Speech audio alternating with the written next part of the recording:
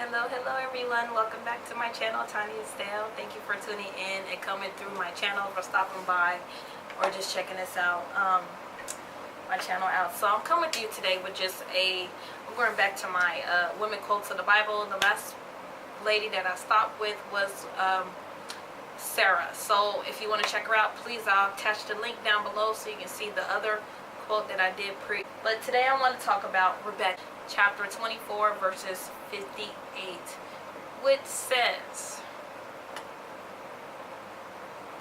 "And they called Rebekah and said unto her, Wilt thou go with this man? And she said, I will go." I will go. That Rebekah said. So I'm just going to set the scene up real quick. So here it is. Abraham's stricken in years, and he wants his son to have a wife, and the Lord reveals to him, hey, to Abraham, that Abraham's saying in verse, this is, by the way, sorry, Genesis 24 verses 4, which says, "But thou shalt go to my country and to my kindred, and take a wife unto my son Isaac." So Abraham told his servants to please go see my brother. So Abraham sent his alert from with this camel came to a well. So okay, I would know. And he prayed to the Lord. Abraham's servant prayed to the Lord, say, "I will know, Lord, please please give me a sign, not a sign, but if the woman asks, to give me, if I want water, and also give my camel some water, I'll know." So here, lo and behold, here comes Rebekah. She comes out with that he had done, speaking that, behold, Rebekah came out, who was born to Bethuel, the son of Melchi, the wife of Nahor, Abraham's brother, with her pitcher upon her shoulder. So the damsel was very fair to look at. She was a virgin and never known any man. So she went down to the well, filled her pitcher up, and came up. And the servant ran to meet her, verses 17, and said, "Let me pray, I pray thee, a little drink of thy pitcher." And she said, "Drink, my lord." And she hasted and let down her pitcher upon her hand, and gave him drink. And when she has done giving him drink, she said, "I will draw water for the that this indeed is the wife for Isaac, because she not only offered me to drink, but she offered my camels, my ride, some to drink." So little ways, I'm just hasten along here. So a little ways down through the story, you'll see that so he asked her, "Hey, who are you? What's your name? And what's your family name? This is that, the other. Who's your mother, father, kindred, all this and that to the other." So she's like, "Oh, in thy land, take me to the house." And then he comes and meets, her father, her mother, and pleads before them and asks them if they can take her daughter. So before I get into it, so she said, "I will go." So she went and traveled back home to her new home without hesitation, and went and followed a man. That right there is amazing. That is amazing. Wow. And because of her obedience, without hesitation, God blessed her with a husband.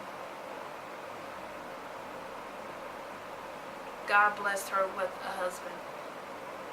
She was obedient without hesitation.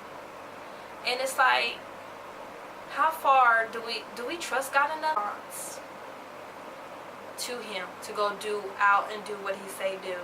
For instance, if it's to go, he said, "Daughter, or son, I have a work for you, greater work." And as we seek the Lord, the Lord will reveal assignments to us, or his will for us. Will you go? If the Lord told you something to go and do, and it will seem crazy, I'm going to let you know that it's not going to seem like something, it's not going to seem like something simple, okay? But it's going to be so weird and crazy to others. Just like he told Noah, build a ship. Everybody saying, "It ain't raining. We ain't had no, it's not raining. Why are you building the ship?" But guess what? He was obedient to the Lord, and then God blessed him, and guess what? The Lord sent down the rain to flood the earth. But lo and behold, Noah took God's words literally and was obedient to the voice of the Lord, and kept building and building before the flood, and he was able to fit all his family and most of the animals. So to his family, it's like, wow. Now we go back to Rebekah. It's like, Lord tell you do something, will you go do it without hesitation? What would you say? Will you go? Because he wants a willing servant to go be about his business. He doesn't look like, oh, Lord. And I mean, we're human, and it's our first response would definitely be like, Lord, was that you? It's like, to what extent do we trust God? Do we trust God with our lives? Do we trust God with our soul? Do we trust God with our marriages, our love life? Do we trust God with our money? Do we trust Him with our body? Do we trust God with everything, our possessions? Do we trust God enough? Knowing that He will provide, knowing that He always will come through, know that God wants me to do, and it's like, I don't want to give God an excuse to say, Lord, I'm not ready yet, because I did that before, and it hindered me. But now it's like He's bringing that desire back again, and the opportunities to have it again. I'm like, okay, Lord, yes, Lord, I will go. Yes, amen. Rebekah stepped into the unknown.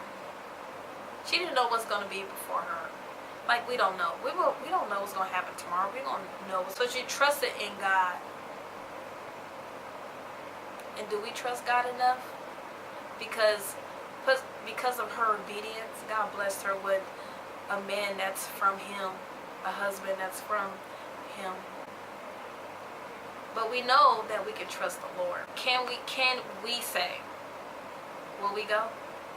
No matter what's happening, He's got us. So let's trust Him, and just put our cares and trust, and just put our whole life in His hand, and just sit and emerge, and just sit and just relax in His glory and His presence. Peace.